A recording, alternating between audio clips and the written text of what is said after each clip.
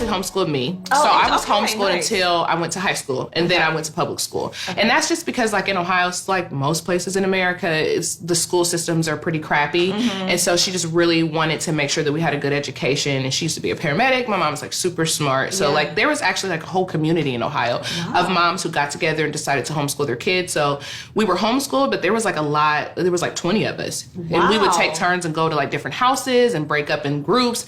Girl, they made us wear uniforms, like khaki pants and polos, like very serious. You are joking. No, I'm dead serious. We had to wake up at a certain time. Like there was no, it wasn't like what people think. I think homeschooling, like you just roll out of bed in your pajamas. Dude, that's kind of like one of the benefits of homeschooling. No, I'm I not would like have felt that with like my as daughter a kid. either. Would have been like, we wake up can every we learn single in day. PJs? No, I make her take a bath. I make her get dressed. We start school at the same time every single day. It's a schedule because I don't know how our life is going to go. And if she has to go to public school, I want her to be able to adjust. And just in general, like that's not real life. Like you're not going to be able to just do whatever you want. Right. So I still want her to have that level of responsibility.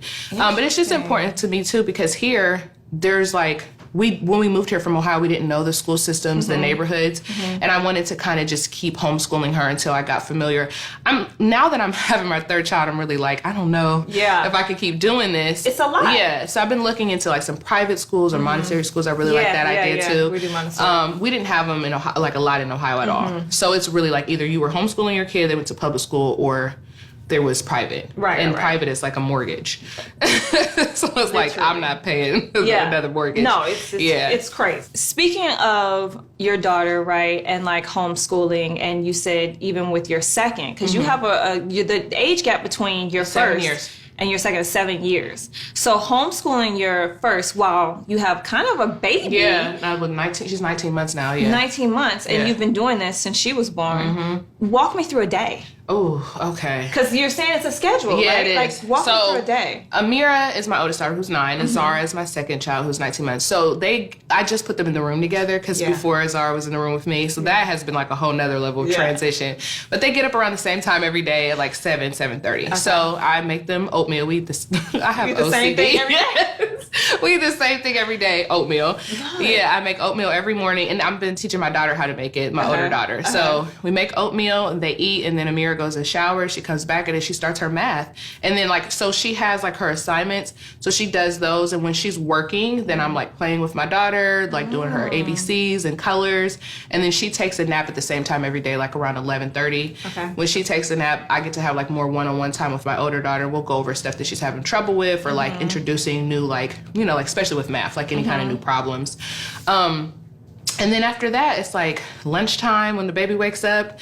And then after that, we do like art or some kind of like fun activity. We'll take a walk, get out the house, come back. And then, then school's like, you know, she's still doing her schoolwork, and then it's pretty much over at 2, because it's easy for me she's just one kid. So we can cover like a lot in a short period of time. And so now that your 19-month-old is getting a little older, are you incorporating her into that? Like, so she has like more free play, but everything she does is educational. She has like puzzles that are coloring, and any TV show she watches, like we're doing numbers and letters. And so with that, it's like she knows her ABCs and things like that. She's 19 months. And you know, they teach you that in kindergarten. I'm saying, right? I'm trying to get my 3-year-old. Like, come on, let's do it. Right. Like, come on, A to Z, A to Z. Right. My 3-year-old stops at P. Well, and she thinks it's funny. Because she'd be like, P.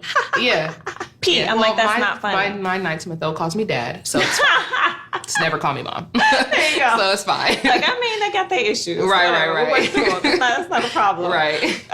So I feel like, okay, with the homeschooling, so that's pretty cool. Like, so where did you find how to homeschool? I feel like if I was even interested in homeschooling, I feel like I wouldn't even know where to look. Like, where do you find a syllabus? Where do you find like, you know what I mean? Yeah. Like, I guess because maybe you came because from I was that? homeschooled, my mom already kind of prepared me, and so she had a lot of that information. But what I learned is when you move to different states, everyone has different requirements. So here I had to actually register with the Orange County. We live in Orange County. Yeah. So like their school district. Yeah. So you have to register, let them know that your kid isn't, like, you're not just being truant or like not teaching your kid. And so there's different programs they align you with, but they give you access to everything, like the curriculum that they use in public school, all the books. Wow. Yeah, and there's a program we're in called Chea, which is really cool because they have a whole building and you meet with a teacher once a month, and they check your schoolwork. Make sure you're like really teaching your kid. Wow. Yeah, they do like the state testing, or you can opt out of it if you want to. But I wanted her to do it just to see how she would do. But then are you required to do it like 6th grade or something like that? Yeah, I think so. Yeah. But I get to make her schedule and teach her how I want. I don't even have to use the books that they give me, but they just give me access to the curriculum to make sure that she's doing the same thing that everyone else is doing in school. Wow. But I can teach her however I want or use the books that I want. As long as she knows how to divide, they don't care. Do you feel like being a mom that's around her every day, right? Like, you know, you see I feel like some of the mom friends that I have, you battle with being away from home, right? Career or traveling all the time or things like that. You're with her every single day, all day.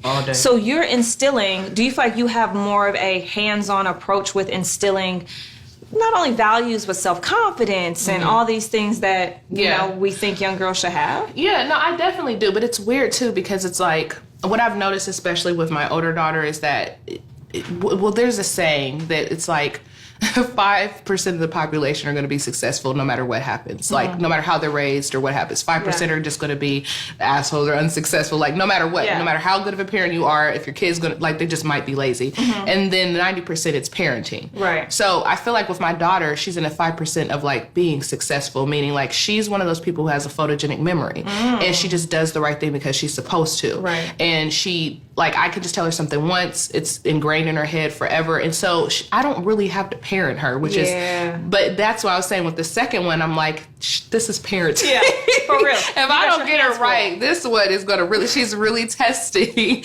if my rules are proper. I feel like that's whole like second kid syndrome. Yeah, I mean, I'm a middle child too, so I definitely trolled my parents for sure. Totally. Yeah. Like, I'm the third, so I'm a baby, but my first one, same way. Yeah, I mean, like, you give her, well, I'm not going to say easy, because she got a little sass to that her, too. okay? Well, a little punch. I'll be like, hold up, I'm your mama, not your best wait friend. Till she turns 9. Exactly.